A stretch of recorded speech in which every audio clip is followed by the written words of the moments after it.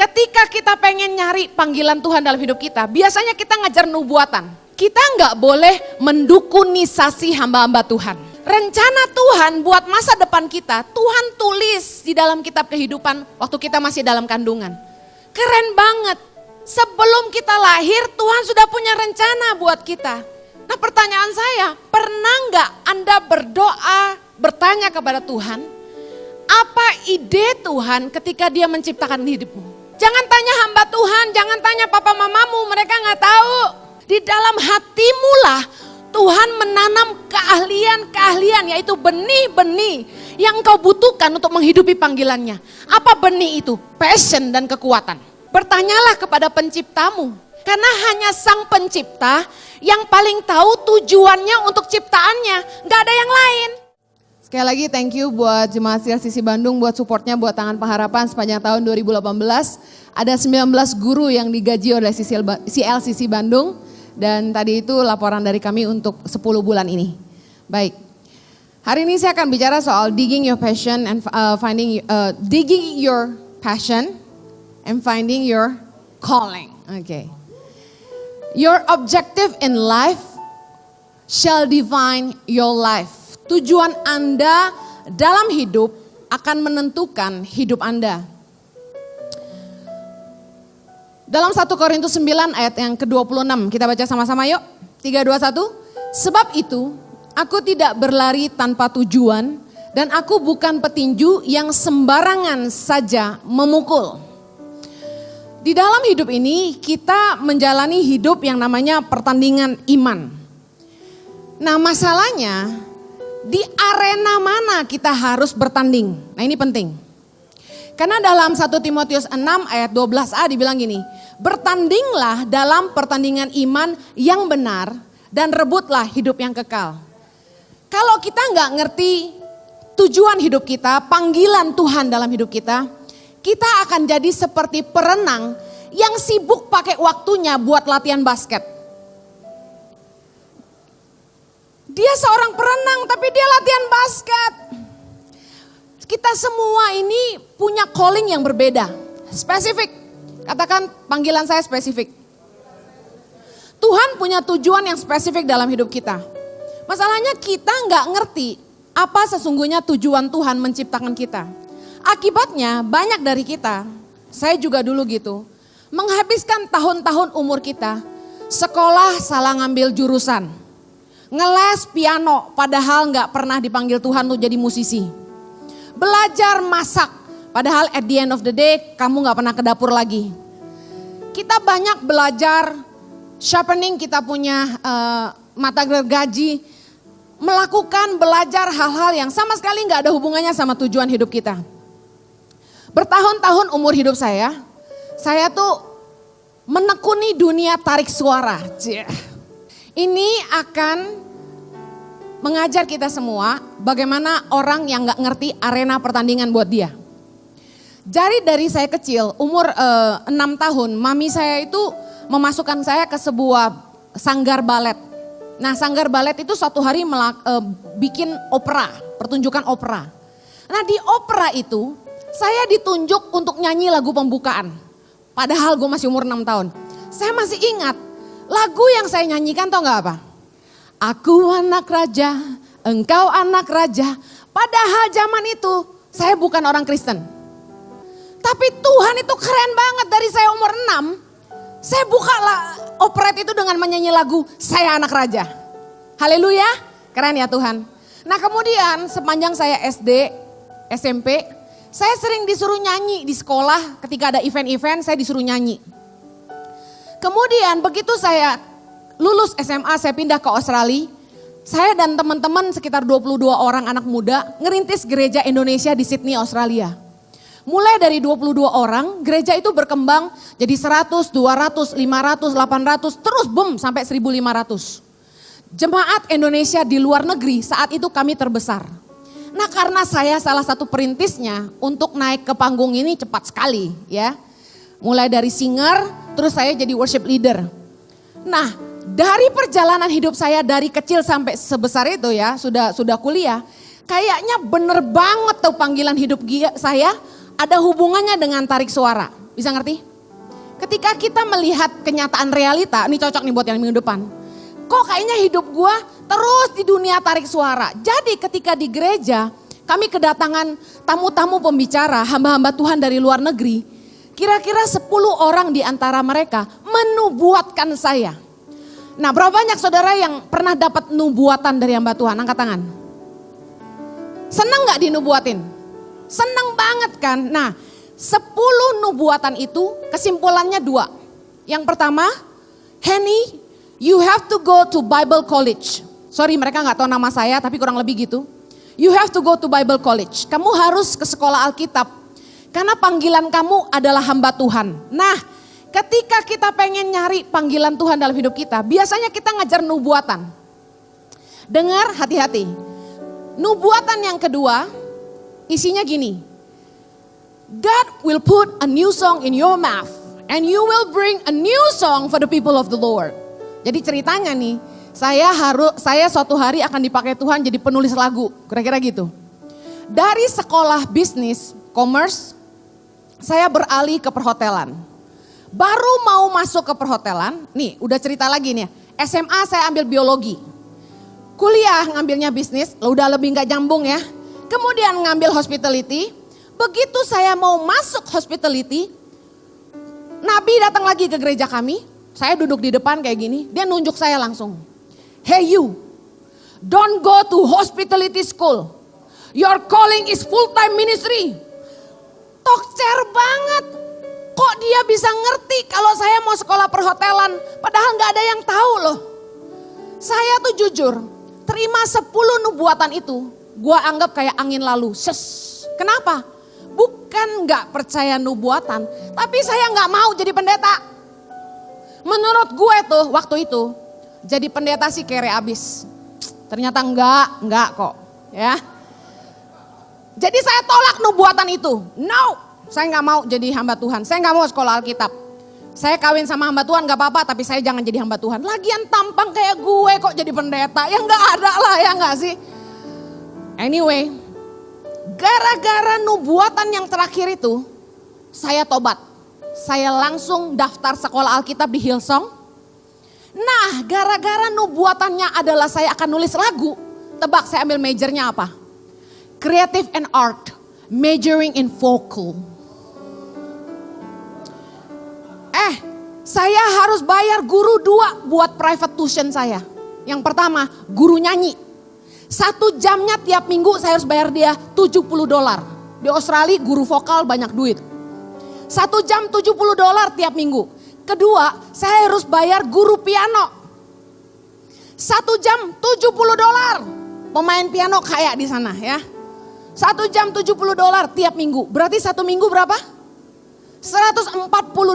Kalikan 50 minggu dalam setahun, kalikan 2 tahun. Saya belajar nyanyi itu 2 tahun. Tahu nggak?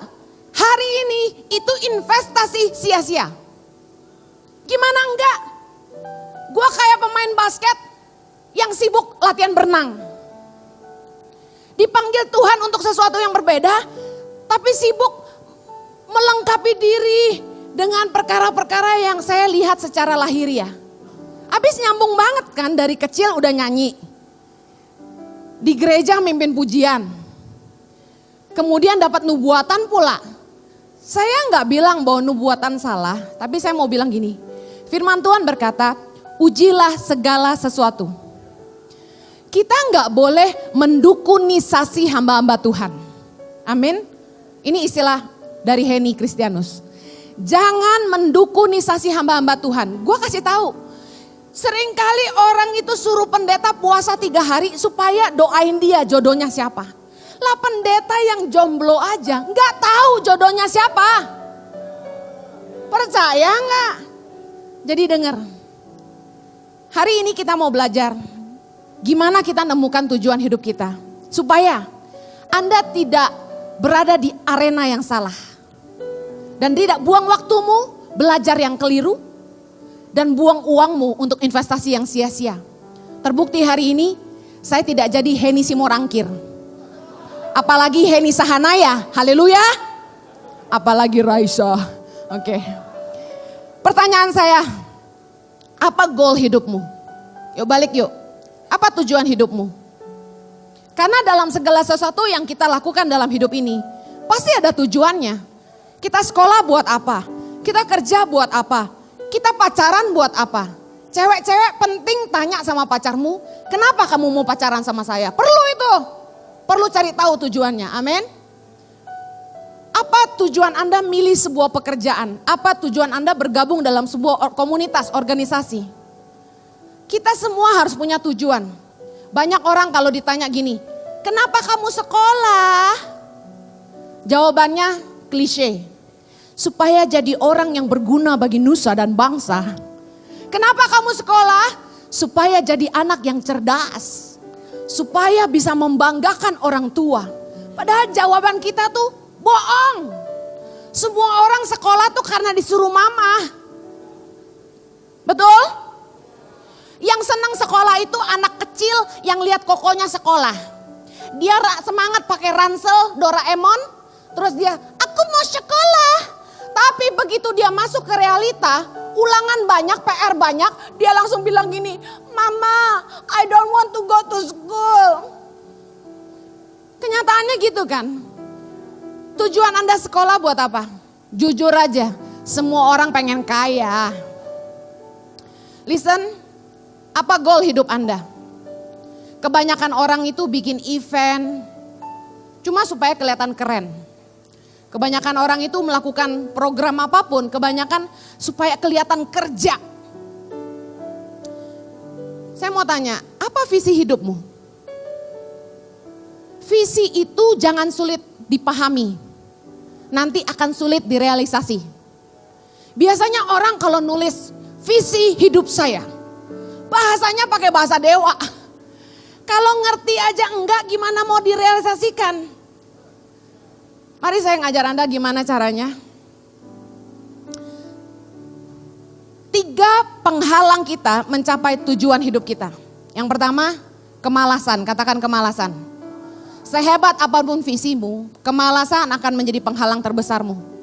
Yang kedua, inkonsisten. Katakan inkonsisten.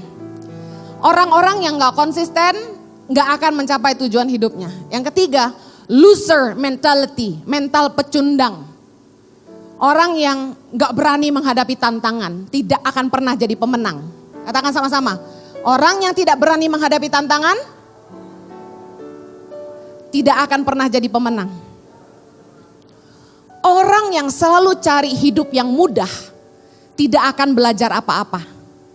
Sebelum kita digging your true passion, saya mau warning Anda bahwa sekalipun Anda tahu visimu, tapi kalau 3 ini Anda tidak menang, Anda tidak akan pernah raih tujuan hidupmu. Kenapa penting kita mengerti tujuan hidup kita? Apa yang Tuhan mau buat kita? Ya ini, Anda punya kekuatan untuk bertahan meskipun banyak tantangan. 2 Petrus 1 ayat 10-11 kita baca sama-sama yuk. Karena itu saudara-saudaraku, berusahalah sungguh-sungguh supaya panggilan dan pilihanmu makin teguh.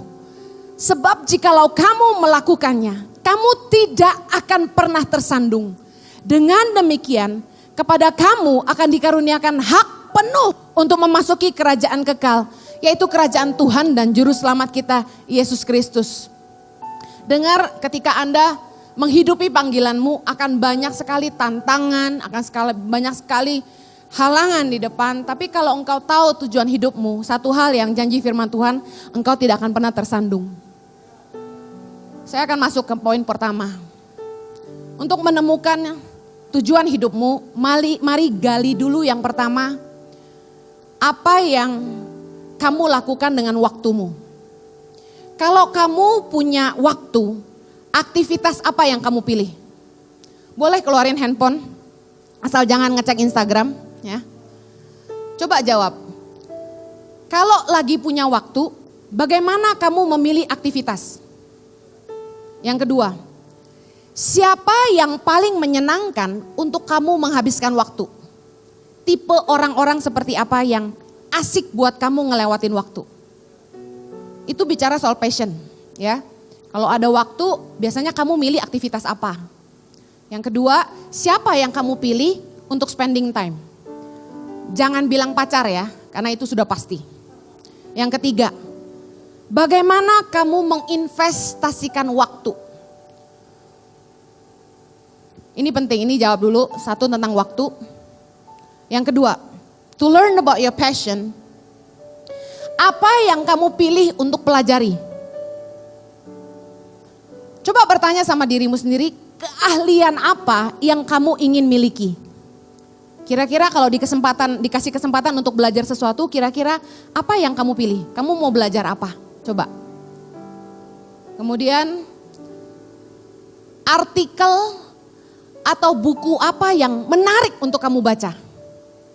Dari banyak buku, coba lihat judul-judulnya. Yang mana kira-kira judul buku yang menarik buat kamu? Mungkin kamu orang yang malas baca. Tapi karena judulnya begitu menarik, kamu buka. Atau ketika kamu lihat koran, lihat, tiba-tiba ada satu judul artikel yang menarik banget buat kamu. Nah, itu apa? Kemudian, tipe orang-orang yang kamu pilih untuk jadi mentor. Kalau kamu milih mentor, kamu mau pilih mentor yang seperti apa? Listen up, ini butuh konselor pribadi dan biasanya it's not free. Tapi hari ini saya bagikan buat Anda, make sure Anda sungguh-sungguh menjawab ini di rumah ya. Karena ini akan menolong Anda untuk find your true passion. How you use your time. Number 2, what you choose to learn. Number 3, what you count valuable. Apa yang menurutmu berharga? Bagaimana Anda menilai apa yang menjadi prioritas dalam hidup Anda? Yang kedua, bagaimana Anda menginvestasikan uangmu? Karena firman Tuhan berkata, di mana uangmu berada, hartamu berada, di situ hatimu berada. Matius 6 ayat 12. Coba pikir, duitmu paling banyak habis buat apa?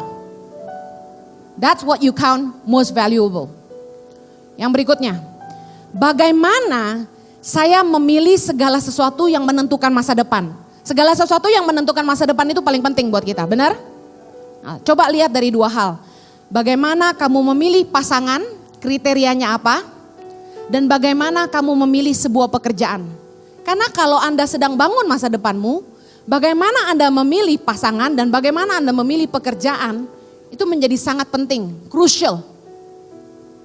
Kalau cuma milih karena cakep doang, kamu tidak sedang serius dengan hidupmu. Yang keempat, ini yang saya mau ngomong banyak. Saudara harus tahu bahwa setiap kita ini lahir dengan tujuan Tuhan dalam hidup kita, katakan amin. Percaya nggak bahwa ketika Anda lahir ke dunia ini, Tuhan itu sudah punya ide untuk hidupmu. Anda nggak lahir ke dunia ini karena papamu buat iseng-iseng malam-malam. Tapi dengar, tidak ada seorang pun yang bisa lahir ke dunia ini kalau Tuhan tidak menginginkannya. Banyak orang yang nikah sah di gereja, catatan sipil, tapi sampai hari ini mereka tidak punya keturunan. Tapi ada orang yang cuma asal secelup 2 celup di luar bisa jadi. How come? Karena saya yakin setiap orang kalau bisa lahir ke dunia ini, mereka lahir dengan tujuan Tuhan dalam hidup mereka. Gak ada seorang pun bisa lahir tanpa kehendak Tuhan. Nah pertanyaannya gini, pernah gak Anda bertanya sama Tuhan, untuk apa saya diciptakan? Mari baca Mazmur 139 ayat yang ke-16. Baca sama-sama. Matamu melihat selagi aku bakal anak. Dan dalam kitabmu semuanya tertulis. Hari-hari yang akan dibentuk sebelum ada satupun daripadanya. Bayangin, waktu kita masih dalam kandungan ibu kita, dalam kitabnya Tuhan tertulis hari-hari yang akan dibentuk, berarti belum ada. Rencana Tuhan buat masa depan kita, Tuhan tulis di dalam kitab kehidupan waktu kita masih dalam kandungan. Keren banget. Sebelum kita lahir, Tuhan sudah punya rencana buat kita. Nah pertanyaan saya, pernah nggak Anda berdoa, bertanya kepada Tuhan, apa ide Tuhan ketika Dia menciptakan hidupmu? Kebanyakan kita, begitu kita gabung ke gereja, saya sayangkan, di pemuritan ini tidak diajarkan. Kebanyakan kita disuruh melayani. Kita ikut Bible teaching yang akhirnya mengajar kita tentang baptisan, penuh Roh Kudus, dan lain-lain. Itu penting. Tapi sayangnya kemudian waktu bicara soal pelayanan, semua orang diarahkan untuk melayani mulai dari pintu. Jadi asyer, kalau bisa nyanyi jadi singer, kalau bisa ngerti multimedia, bagian multimedia. Padahal kenapa kita tidak menyuruh orang untuk yuk doa yuk, Tuhan punya rencana apa buat hidupmu. Karena jelas Tuhan punya purpose. Bayangin, selama saya hidup jadi orang Kristen, saya habisin belasan tahun umur saya hanya nyanyi di gereja. Bayangin, cuma jadi singer sama worship leader. Saya sempat jadi worship pastor di gereja yang kami rintis di Australia. Saya nggak ngerti sama sekali kalau Tuhan punya rencana buat saya di luar gereja.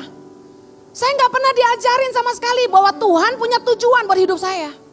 Saya cuma ngerti gembala suruh saya ini, saya lakukan aja. Efesus 2 ayat 10, kita baca sama-sama. 3, 2, 1. Karena kita ini buatan Allah, diciptakan dalam Kristus Yesus untuk melakukan pekerjaan baik yang dipersiapkan Allah sebelumnya.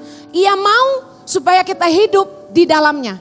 Saya ulangi, bahwa di dalam Yesus kita telah diciptakan untuk melakukan pekerjaan baik. Jadi berarti nggak ada seorang pun yang diciptakan Tuhan untuk jadi penjahat. Yang dipersiapkan Allah sebelumnya, pekerjaan baik apa yang Tuhan persiapkan sebelumnya? Ini yang kita mau cari tahu. Satu kehendak Tuhan bahwa Dia mau kita hidup di dalam rencananya. Jadi please semangatlah untuk kejar panggilan hidupmu. Bagaimana caranya? Nggak ada cara lain. Saya tadi udah ngomong di awal. Jangan pernah mendukunisasi hamba-hamba Tuhan. Yang kamu harus lakukan untuk cari tahu apa ide Tuhan ketika menciptakan kamu cuma satu. Ask the creator. Bertanyalah kepada penciptamu. Karena hanya sang pencipta yang paling tahu tujuannya untuk ciptaannya. Gak ada yang lain. Amen. Jangan tanya hamba Tuhan, jangan tanya papa mamamu, mereka gak tahu. Waktu saya pulang ke Indonesia tahun 2006, bulan Januari, Tuhan bicara sama saya gini, di suatu pagi Tuhan ngomong gini, Henny, selamatkan generasi. Untuk pertama kalinya dalam hidup saya, Tuhan bicara sesuatu yang saya tidak pernah mengerti sebelumnya. Tuhan bilang gini, selamatkan generasi. Saya percaya ketika Tuhan itu berbicara kepada kita, sebenarnya Dia cuma ngomong satu kata.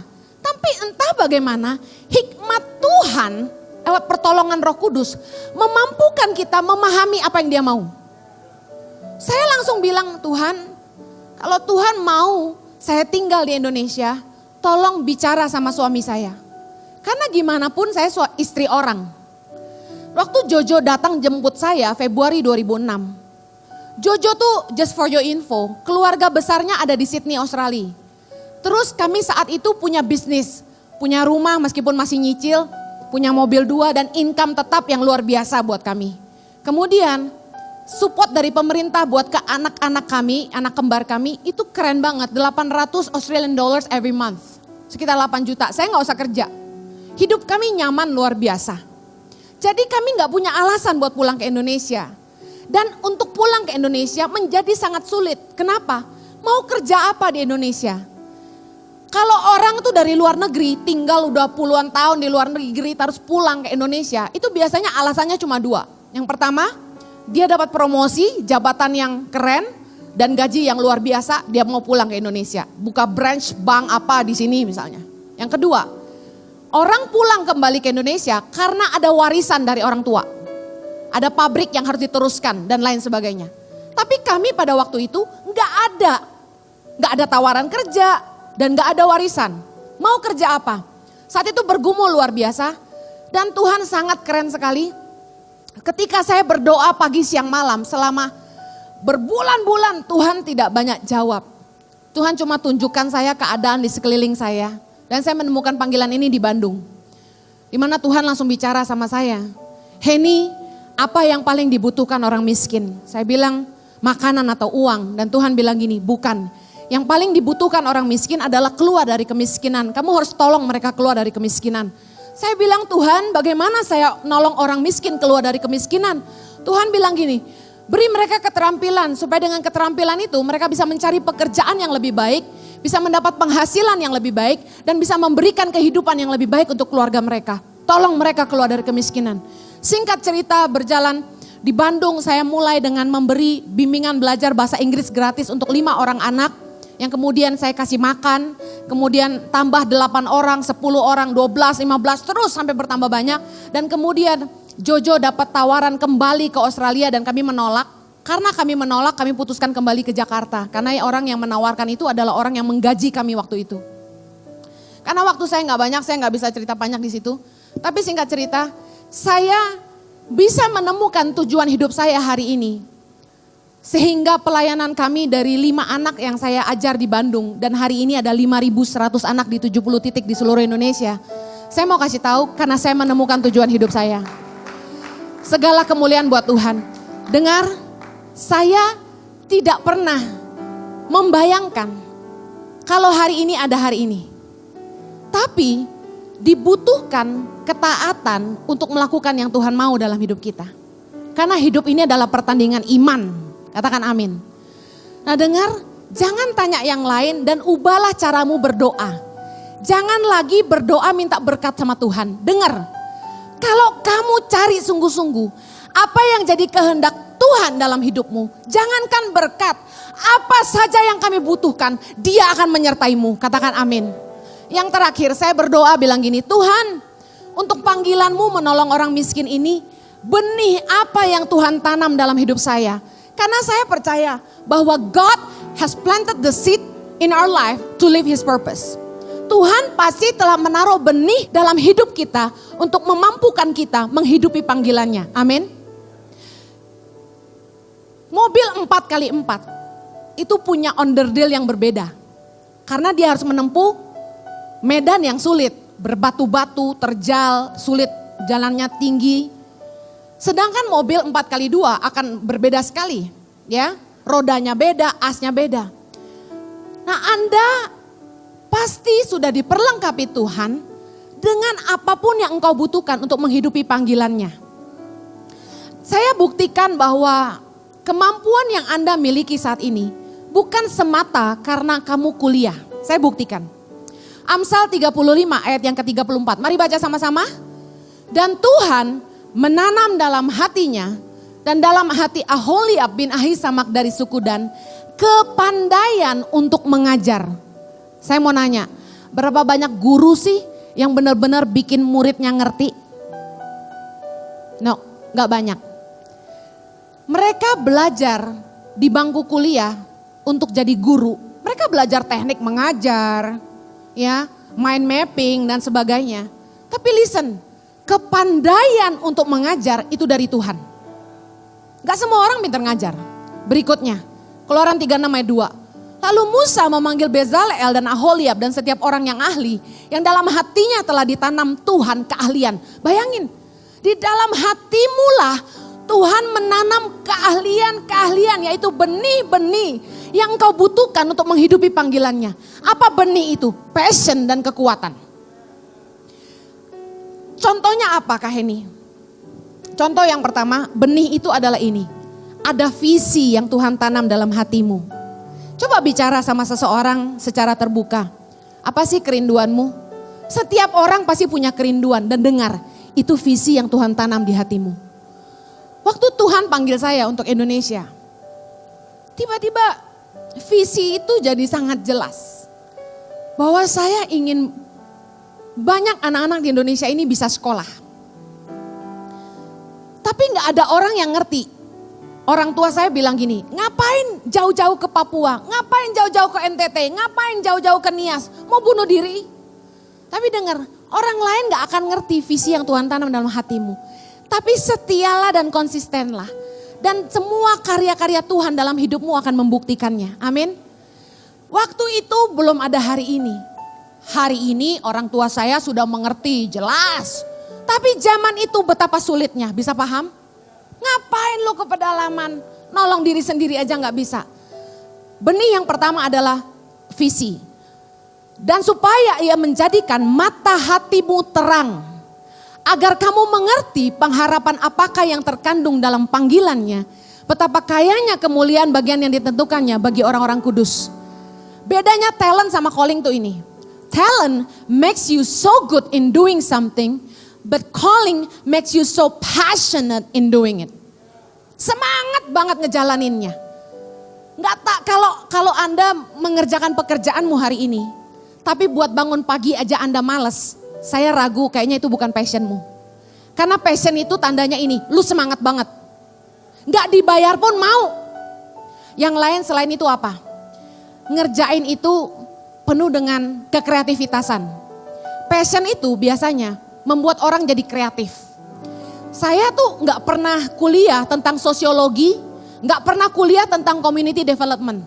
Tapi ketika saya dicemplungkan sama Tuhan di dunia kemiskinan, itu program-program Tangan Pengharapan yang ada di ministry profile, itu tiba-tiba Tuhan kasih hikmat buat ini, Tuhan kasih hikmat buat ini, buat ini. Nah, sekarang begitu banyak program yang sudah berjalan, saya cuma bisa duduk dan lihat dan bilang, Tuhan, dari mana hikmat untuk mengerjakannya?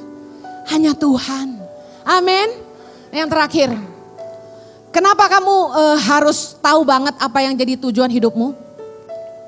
Karena kamu akan buang waktu kalau kamu fokus kepada hal-hal yang Tuhan gak mengurapi kamu untuk melakukannya. Berikutnya, kamu akan semakin jauh dari panggilan Tuhan kalau kamu gak ngerti apa yang sebenarnya Tuhan mau. Ditawarin orang kerja A mau, ditawarin orang kerja B mau. Penting banget ngerti tujuan. Yang terakhir saya mau bantu ini. Tulis 10 hal yang menjadi keahlian Anda. Mungkin Douglas bisa naik ke atas. Foto aja di rumah jawab. Ini ada 10 kuesioner yang akan membantu kalian menemukan your true gift and passion from God. Saya berharap Anda gak kecewa bahwa khotbah saya ini saya gak bisa kasih tahu tujuan hidupmu karena itu PR-mu. Kamu harus pulang dan berdoa tanya Tuhan. Tapi dari semua yang saya bagiin ini, how you want to spend your time, how you want to learn something, dan apa yang menurutmu paling berharga, your precious things, itu akan menunjukkan arah passionmu. Dan 10 hal ini penting untuk kamu catat karena ini akan sangat menolong kamu. Jawaban kamu di nomor 1, itu berhubungan dengan pertanyaan nomor 2 sampai 5. Jadi jangan jawab yang berbeda. Pertanyaan nomor 2 sampai 5 itu harus mengacu ke jawabanmu dari pertanyaan nomor 1. Bisa paham? Yang terakhir, foto ini. Oke.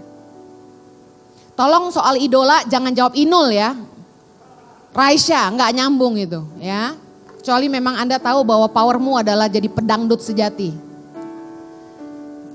Kemudian yang nomor 9, Kak Heni, aku gak punya pasangan gimana dong? Gak usah dijawab. Tapi lebih penting menemukan tujuan hidup sebelum cari jodoh. Amin. Yuk Douglas. Shalom saudara. Tepuk tangan dulu dong buat Kak Heni. Saya mau tanya dulu saudara, siapa yang belajar sesuatu sore hari ini angkat tangan? Serius. Wow. Kasih tahu dong kiri kanannya, saya belajar sesuatu. Saya mau tanya juga, ada yang udah langsung tahu tujuan hidupnya, saudara? Langsung, tiba-tiba Kak Heni tadi khotbah, langsung, wah, gitu ya. Kalau saya tuh, dari tadi tuh saya passionnya tuh kan makan ya, saudara. Apakah saya callingnya chef gitu ya? Apa coba ya? Oke saudara, ini tuh tema spesial.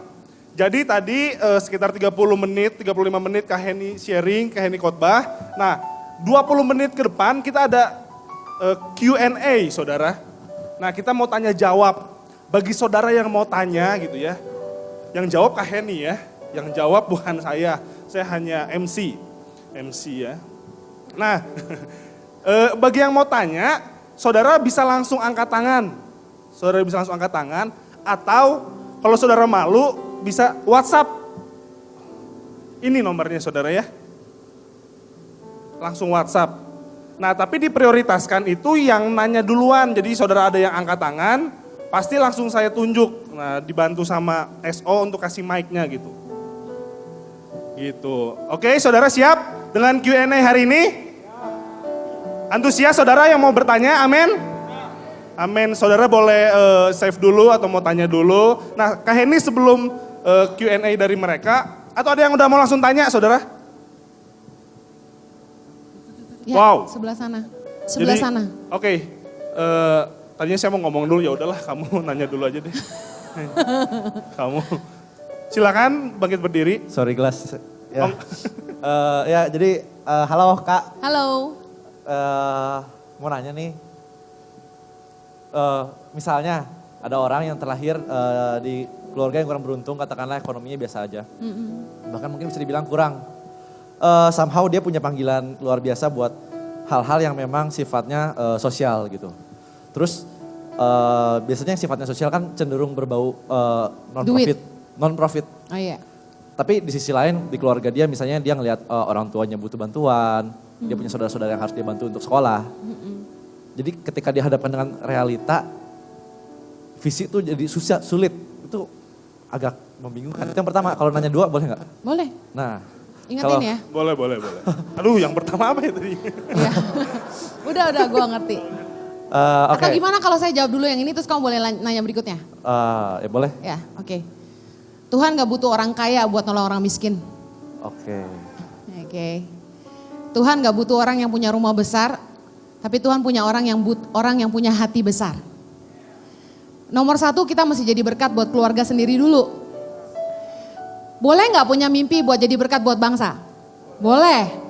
Tapi pada kenyataannya ketika kita kerja dan memang keluarga yang butuh dibantu, apa yang harus kita lakukan? Bantu keluarga dulu dong. Buat apa kita jadi singa di luar kalau cuma jadi kucing di rumah sendiri? Dengerin, kamu pikir mimpi besar itu akan jadi kalau kamu mampu. Nah itu udah salah. Justru kemuliaan Tuhan dinyatakan ketika kita tidak mampu, tapi Dia membuat kita mampu melakukannya. Amin. Visi Tuhan itu buat apa? Bukan untuk kemuliaan kita. Visi Tuhan dalam hidup kita adalah agar kemuliaan Kristus dinyatakan lewat hidup kita. Saya tidak jadi kaya raya lalu pulang ke Indonesia nolong Indonesia. No.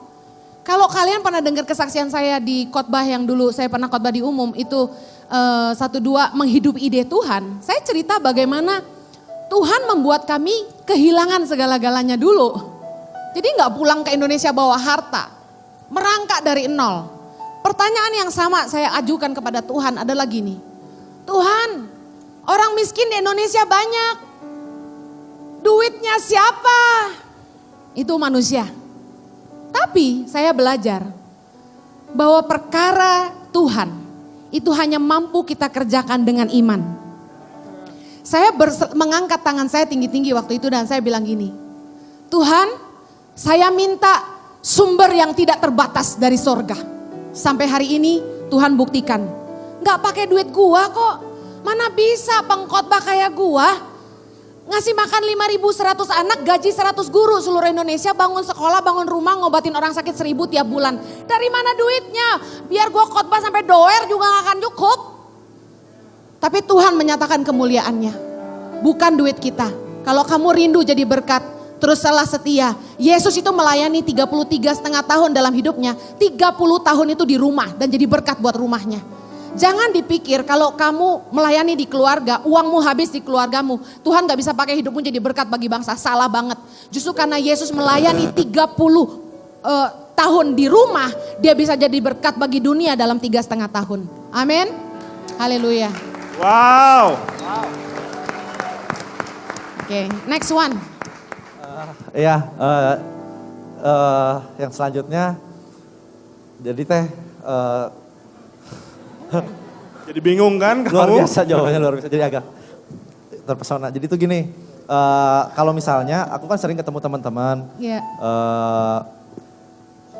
dan dengar cerita mereka, terus ada yang bilang, gue pengen jadi super normal, hidup gue normal banget lah, kayak lahir, sekolah, terus cari pacar, nikah, kerja, punya anak, punya cucu, meninggal. Semuanya ya udah, memang gue normal. Pas ditanya, lu nggak ada nggak ada greget gitu, misalnya pengen apa gitu, apa kayak lah, nggak usah muluk-muluk yang bagus-bagus, pengen kaya gitu, atau misalnya pengen punya usaha besar, atau mungkin nggak usah lah kalau kerja mungkin pengen jadi direktur yang tinggi gimana, atau apa, nggak usah yang sok-sok sosial atau gimana. Enggak sih, kayaknya ya gue pengen seperti itu yang memang gue rasakan. Kalau ya gimana ya, pendapatnya itu kayak gimana kalau ada yang orang seperti itu buat jadi, ya udah I want to live, I want to enjoy my life, ya itu gimana sih?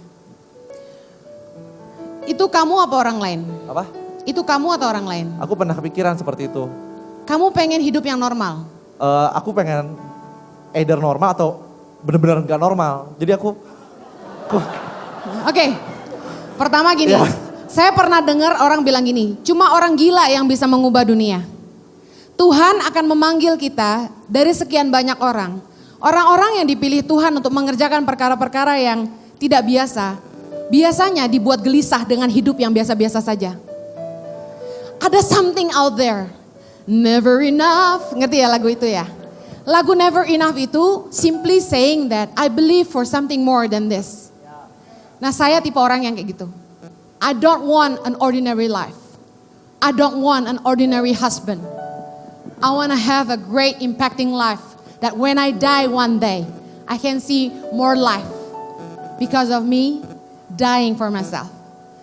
Jadi kalau ada orang yang cuma bilang I just want an ordinary life, yeah, I think you just going to go that way.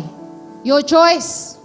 Tapi orang yang dipanggil Tuhan, biasanya tuh Tuhan bikin dia gelisah untuk masa sih cuma begitu aja? Udah nih gini doang nih di gereja nih.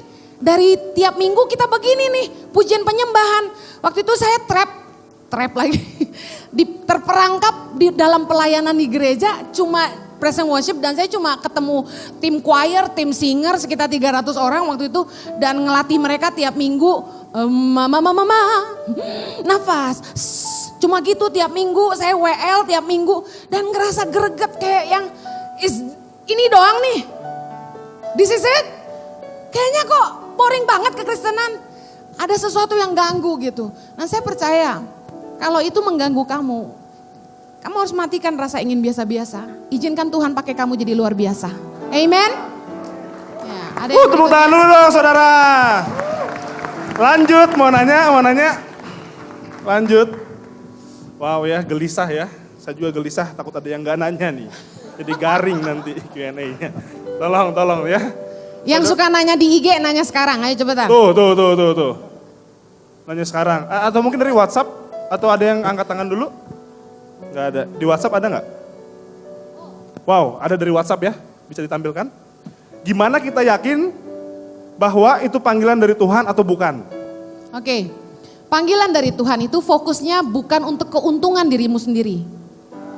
Panggilan dari Tuhan itu pastinya akan menjadikan hidupmu berkat bagi orang banyak. Karena itu kita dipanggil untuk jadi berkat, kata firman Tuhan.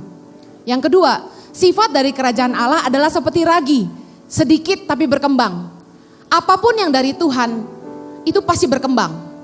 Yang ketiga, dengan visi akan selalu datang provisi. Jadi ketika visi itu datang dari Tuhan, melangkahlah dengan iman. Kalau itu dari Tuhan, ada penyediaan Tuhan. Saya tidak percaya orang bilang sama saya, dia dapat visi untuk tinggal di Australia. Tapi nggak dapat visa. Terus harus ganti nama dan apply lagi. Atau jadi gelap di sana. Saya nggak percaya.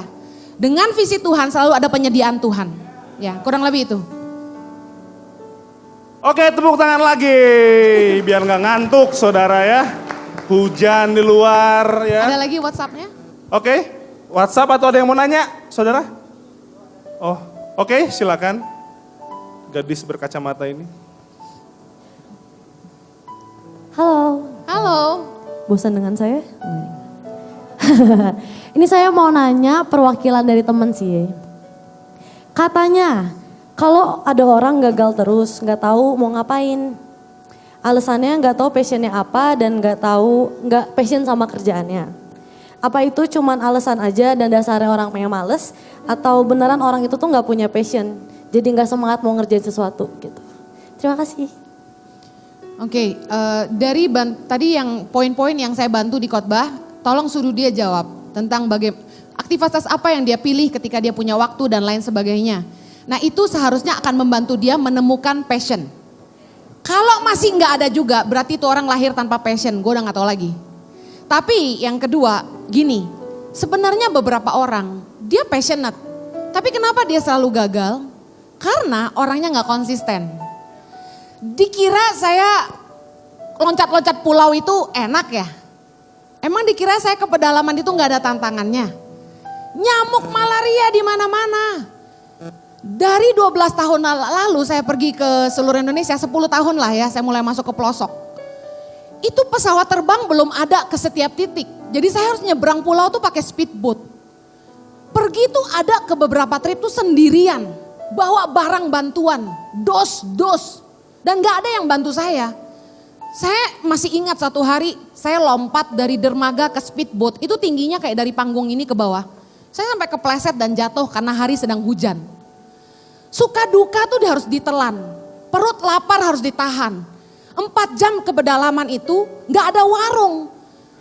Ada tukang orang jual pisang di pinggir jalan cuma kayak taruh di piring gitu. Saya beli dan hanya makan pisang di jalan.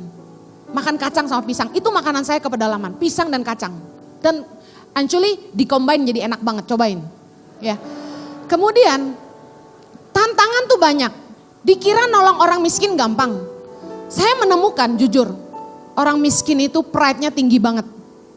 Mereka bisa lebih sombong dari orang kaya loh. Kayak kita nih yang butuh nolong dia, bukan dia yang butuh ditolong. Sampai saya bikin kesimpulan, jangan tolong orang yang tidak mau menolong dirinya sendiri.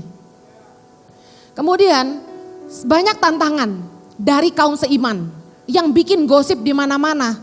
Bikin di gereja-gereja kampung itu disebarkan surat terbuka. Katanya Ibu Heni itu menjual anak-anak.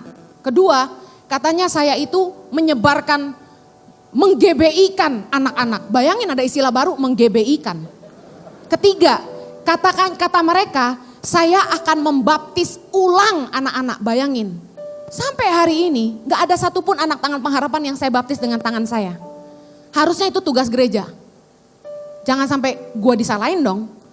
Saya berusaha menolong kantong-kantong Kristen yang miskin. Karena gereja yang ada di sana tidak lakukan apa-apa. Saya harus jujur ini. Di sebuah desa namanya Napanyaur, 20 tahun sekolah tutup. Sekolah satu-satunya di kampung itu dan tidak ada pilihan lain. Ada gereja di situ. Apakah mereka tidak bisa ngajar anak-anak baca tulis? Bisa, tapi mereka nggak buat apa-apa. Akhirnya kami masuk. Tantangan banyak. Apa yang membuat kita berhasil? Yang pertama, kita ngerti tujuan hidup kita yang dari Tuhan. Yang kedua, kita harus taat melakukannya. Yang ketiga, kita harus selalu percaya kepada Tuhan. Bicara soal iman, bahwa Dia pasti menyertai kita. Yang keempat, jangan pernah menyerah sampai kemuliaan Tuhan dinyatakan dalam hidup kita. Amin. Oke, next one. Tepuk tangan saudara. Oke. Bye. Lanjut. Ada yang mau tanya lagi? Saudara? Langsung aja angkat tangan. Yes. Ya, di Oke, belakang ini sana. Di belakang sana. Tolong mic-nya. Hai Kak, Hai. Hai. mau nanya dong. Ini about passion versus parents. Yes. Ya, kayak pasti banyak kan, maksudnya anak muda di sini yang punya passion yang di luar dengan yang orang tua mau gitu. Ya nggak? Kan di satu sisi kayak you have to respect your parents gitu I agree. kan. Ya, but on the other side, I don't like that job gitu loh. Ya kayak, I mean ini nggak cuma aku doang, mungkin kayak banyak juga yang kayak gitu ya. Tapi gimana caranya kayak kita nyenengin orang tua, apalagi kalau misalnya anaknya cewek gitu ya, nggak ada cowok, mau nggak mau kayak harus nerusin gitu kan. Oh. Tapi ya how to make kita Kamu nurut harus sama decide, orang tua, ya. tapi kita juga ngelakuin apa yang jadi passion kita kayak Sure. gitu. Gimana caranya kayak gitu ya? Oke. Saya kebetulan punya staff kuliah di Bandung lulusan UPI. Dia anak nomor 1. Bapak mamanya petani di Sumatera Utara. Keluarganya maaf miskin. Berarti dia harapan keluarganya. Dia masih punya 5 adik. 4. 2 kuliah di Bandung, 2 masih SMP dan SMA. Bisa kebayang bebannya? Orang tuanya petani. Waktu itu dia sempat ngajar di Bandung jadi guru. Gaji ngajar di Bandung ya jauh lebih besar lah daripada guru pedalaman Tangan Pengharapan. Karena kami kan kontraknya cuma 1 tahun. Nah itu sebenarnya sifatnya volunteer tapi dibayar. Nah dia punya passion pengen ngajar di pedalaman. Dia kasih pengertian ke mamahnya. Dia bilang gini, Ma kasih saya kesempatan 1 tahun untuk mengejar passion saya. Kalau saya tidak berhasil, saya akan ikuti maunya mama. Kemudian dia pergi ke pedalaman Naisunaf, Timur Tengah Utara NTT. Saya kan khotbah di sini tapi saya kan nggak bisa kenal satu-satu ya. Nah, waktu saya mengunjungi center kami ini, saya kan setiap bulan harus keliling Indonesia mengunjungi center-center Tangan Pengharapan. Tibalah saya mengunjungi TTU dan saya sampai di center Naisunaf ini. Saya terkejut waktu dia bilang gini, Ibu Heni, saya jemaat CLCC Bandung. Tahu nggak gue nangis tau nggak? Nangis banget gini. Ternyata taburan firman saya di CLCC itu membuahkan benih-benih panggilan hidup yang sama di sini gitu loh. Yang kemudian bantu kami. Nah, saya peluk dia, saya nangis. Tahu nggak saya peluk dia tuh nggak cuma terharu karena dia anak CLCC. Tapi karena medan di Naisunaf itu sulit banget, jauh banget, pelosok banget, gak ada listrik, WC, aduh jelek banget, tempat tidurnya, aduh jelek banget. Saya tuh sampai nangis, saya nangis. Kok anak Bandung bisa mau sampai ke sini? Saya nangis, saya peluk dia gitu. Terus saya langsung perintahkan staf saya di Jakarta. Keterlaluan kalian. Kenapa tempat tinggal dia kayak gitu? Kenapa gak ada WC? Saya perintahkan. Hari ini juga kirim bahan bangunan, kirim tukang bangun WC. Karena sebagai pimpinan, saya tuh punya SOP. Di mana sebelum guru pedalaman dikirim, itu WC harus ada, ranjang baru, kamar harus dibikin. Nah karena kelalaian, terlalu banyak kerjaan yang saya harus urus, saya gak gitu tahu kalau begitu di bawah tuh pelaksanaannya gak bagus gitu loh. Nah 6 bulan ceritanya dia ngajar di situ. Tiba-tiba di Jakarta saya dapat kabar dari pimpinan bagian pendidikan bahwa guru ini diminta pulang sama mamahnya. Mamahnya gak setuju dia kerja di Tangan Pengharapan jadi guru pedalaman. Dia harus pulang kembali ke Sumatera Utara. Terus saya dengar dan saya langsung bilang gini, gua tahu anak itu, panggil dia ke Jakarta, suruh dia kerja di kantor pusat aja. Mamahnya kaget, gak nyangka gajinya naik 3 kali lipat. Karena kerja di kantor Jakarta, otomatis gajinya lebih besar. Kemudian dia jadi head education hari ini. Dalam waktu singkat, 1,5 tahun. Dengerin, karena passion dan panggilan dia begitu besar, Tuhan hargai dia dan promosikan dia. Bayangin 100 guru pedalaman, kenapa dia yang gue pilih gitu loh. Dan kemudian yang lebih keren ini, dia itu punya mimpi pengen bikin sekolah berasrama buat anak pedalaman. Dia pengen punya asrama buat anak-anak pedalaman, dia pengen nolong anak-anak pedalaman. Tahu nggak Tuhan bicara apa sama saya tahun ini? Heni, bikin sekolah berasrama di 10 titik di seluruh Indonesia. Dan dia head education hari ini. Jadi waktu saya lemparin visi itu ke dia, dia nangis. Kadang-kadang Tuhan itu kasih visi dalam hidup kita. Yang susah payah itu memulainya. Bersyukurlah kalau orang lain sudah bangun startnya, kamu tinggal meneruskannya. Ngerti ya? Dan Tuhan tolong dia hari ini dan sebentar lagi gajinya naik lagi. Karena prestasi kerjanya yang luar biasa. Haleluya! Wow, luar biasa. Ini tepuk tangannya bukan tepuk tangan CLCC Ibadah 3 itu. Tepuk tangan lagi dong. Yang Ada pertanyaan lagi? next, ada 2 pertanyaan. Ada dari WhatsApp. Ketika kita udah punya passion, kita di mana? But somehow Kita di jadi tengah-tengah goyah. kita jadi goyah karena mungkin banyak tantangan. Gimana ya overcome with it? Karena terkadang saya menjadi goyah dengan passion saya. Apa saya mampu atau tidak di passion saya? Oke. Tantangannya seperti apa dulu? Kalau seperti saya di pedalaman-pedalaman itu dibikin ribut sama pendeta-pendeta. Terus ada yang lebih parah, sekolah saya ditutup sama mereka. Dipalang pintunya. Tahu nggak, saya ngambil prinsip firman Tuhan. Masalah apapun yang kamu hadapi dalam hidup ini, dengerin, apapun, katakan apapun. selalu ambil sudut pandang kebenaran firman Tuhan. Firman Tuhan mengajarkan bahwa anak Allah itu contohnya pembawa damai. Jadi waktu saya diajak ribut, saya nggak ladenin. Saya jalan aja terus, saya bilang sama staf saya, buka aja palang pintunya. Bu, nanti mereka ribut. Enggak, udah buka aja. Buka palang pintu, bersihin sekolahnya, bersihin. Mulai lagi. Bu, anaknya tinggal sedikit. Enggak apa-apa, jalan aja. Kita nggak perlu ribut sama orang. Nah, menghadapi tantangan itu cukup ambil firman Tuhan. Yang penting jangan pernah menyerah. Saya mau mati lakukan ini. Saya akan habiskan hidup saya hanya mengerjakan yang Tuhan mau dalam hidup saya. Apapun tantangannya. Bisa nggak kamu berkata begitu? Kurang lebih gitu. Oke, ini saudara satu pertanyaan lagi ya. Saudara bisa langsung tanya. Atau WhatsApp, ada WhatsApp belum ada ya? Satu pertanyaan terakhir saudara. Oke, silakan. Mic-nya tolong.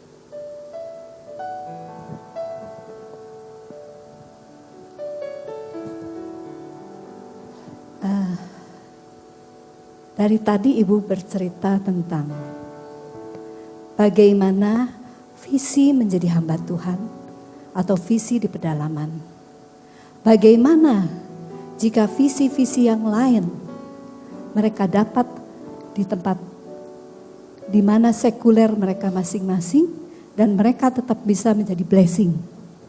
Karena kalau semua diharuskan untuk di visi yang sama, rasanya tidak ada yang namanya 5 jabatan.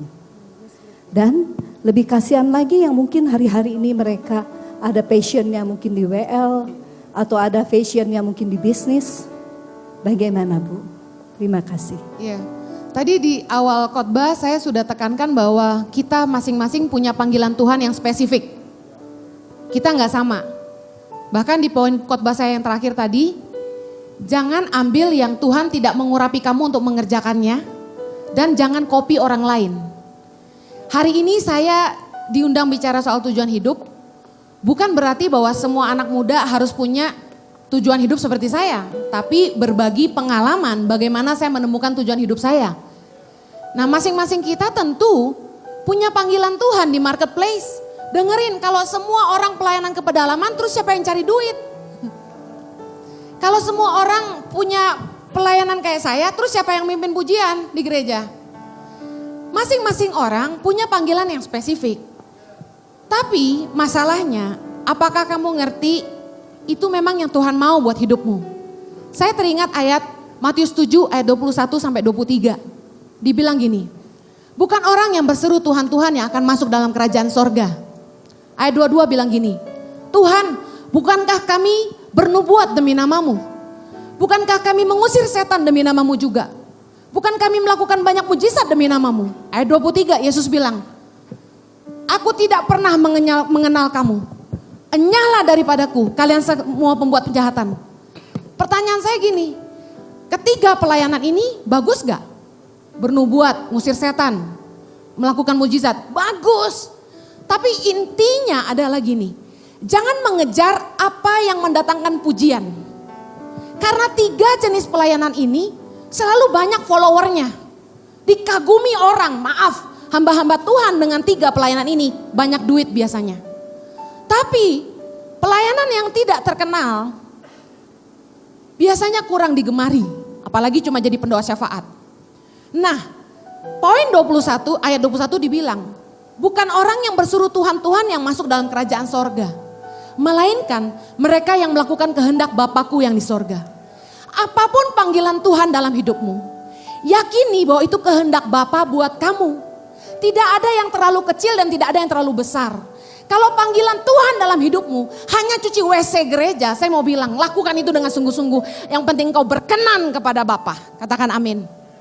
Apa sih gunanya semua yang kita lakukan di bumi ini kalau pada akhirnya kita tidak beroleh surga? Yang setuju katakan amin. Ya. Yang terakhir. Tepuk tangan dulu saudara.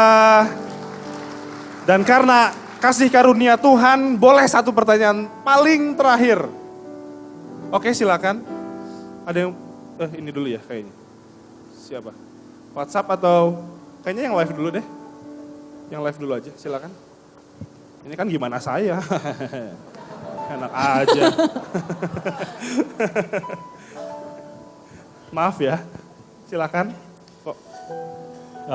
First of all, I just want to say thank you for sharing your words. Pleasure. I can't really share this in Indonesian. It's okay. Simply because my Indonesian is really bad. It's all right. We all understand. Very similar to you. I was in Japan. When I was there, I knew that God sent me there. But there was a desire of wanting to come back to Indonesia. That's one of the reasons why I came back. Like you, even when I was younger, I've always wanted to do something similar to you. Wow. The only problem is that in the past 2.5 years in Bandung, I've always tried to get into volunteering, but I don't really know where to go, and I'm still stuck, trying to get into connections with people. It's how do you start in a place like Bandung? Because you can't just go in and start doing things. I mean, you can, but the reality is really difficult. So how do you approach those things? Because I have the desire, like you, and it's one of the reasons why I study international relations. Because, there's a true passion. This is not something that I, just came out, started to have within 3 or 4 years' time, but something that I started when I was small. I have the passion, just like you. Oh, really? But it's just that I'm struggling to how do I approach this? Okay. Thank you. You know, I actually started this in Bandung. I told you that in my message, right? Yeah. You got that, right? Okay. Oke, mungkin sebelumnya kan di translate dulu kamu sama translate? kakak. Enggak, gue harus jawab dia, lu teh kumaha. Thank you. Enggak, maksudnya pertanyaan dia. Entar lah, waktunya teh habis. Gue yang penting jawabin dia dulu, atunya. Ya kan, pertanyaannya dia tuh apa dulu gitu. Yang kayak gini nih, aduh nih. Cuma ngangguk-ngangguk dari tadi apa Oke, gitu. yang gak ngerti angkat tangan, yang gak ngerti angkat tangan. Gue. Les Inggris loh. Okay, sorry, he's just only kidding. Alright, I started this in Bandung. If it's God's will for you, the door will be open to you. And a need will be shown to you. So when I moved to Bandung to help my husband for his ministry, I was at home taking care of my twins, and the person who actually hired us, he put us in a ruko tuh apa ya, like a shop where you actually live in a 3-story level house, all right? People will usually use the front side to sell something, but yes, we live in that 3-story building, and then on the ground level, just at the gate, the door. Some kids that actually, I think they were dropped out from school, they keep bothering us morning, day, and night. They keep banging on the door with the ball. They played football in front of our door. And they rang the bell ding dong, and they left. That happened every day, day and night. And it annoyed me so much. I got so mad, and I came down one day. I was planning to actually shout at them and, just ask them to leave. But when I about to do that, as I opened the door, the Holy Spirit just told me like this, Henny, why are you so mad? Why don't you build relationship? So I opened the door, and my mind and my mouth were not actually working together, because as I opened the door, I shouted at the kids and say, why didn't you go to school? Why don't you go to school? And they say, because we don't have money. And as they told me that, I quickly replied and said, do you want to learn English? And they said, yeah. And I said, okay, when do you want to start? And they said, tomorrow.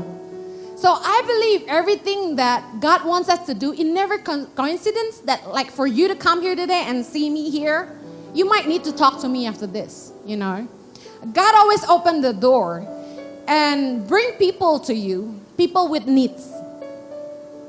Ministry is about answering the needs, you know what I'm saying?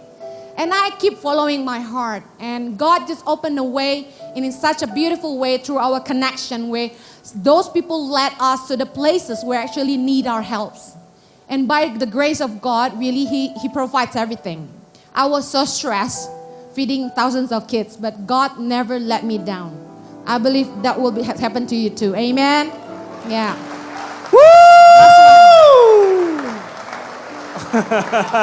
English service makanya bos udah ada yang dari Jepang no. Kavani, bukalah di sini. Oke. Kalian tepuk tangan karena udah selesai kan? Pertanyaan Sok-sok. terakhir tuh WA. Enggak ada. Ren lu beneran gak ngerti ya? Iya Kumaha ya ta? Ya udah Lu jangan menjatuhkan diri sendiri. Tadi udah ada yang terpesona jadi ragu lagi tuh. Pertanyaan tadi yang terakhir, emangnya salah kalau jadi orang yang ordinary? Enggak salah sih. Karena nggak banyak orang yang memang dipanggil untuk melakukan yang extraordinary. Makanya namanya extraordinary. Lalu apakah jelek hidup ordinary life? Enggak juga. But everyone have a purpose in life, right? Semua orang punya tujuan hidup dong. Apakah harus melakukan perkara-perkara yang hebat, masuk koran, masuk TV baru luar biasa? Enggak lagi. Jadi seorang mama yang mendedikasikan hidupnya hanya ngegedein anak, itu perkara paling luar biasa yang seorang wanita bisa lakukan. Amen. Jadi istri yang terbaik, jadi suami yang terbaik, jadi anak yang terbaik, jadi opa oma yang terbaik. That's the most wonderful calling in our life. Amen. Thank you for having me. God bless you. Tepuk tangan dulu saudara.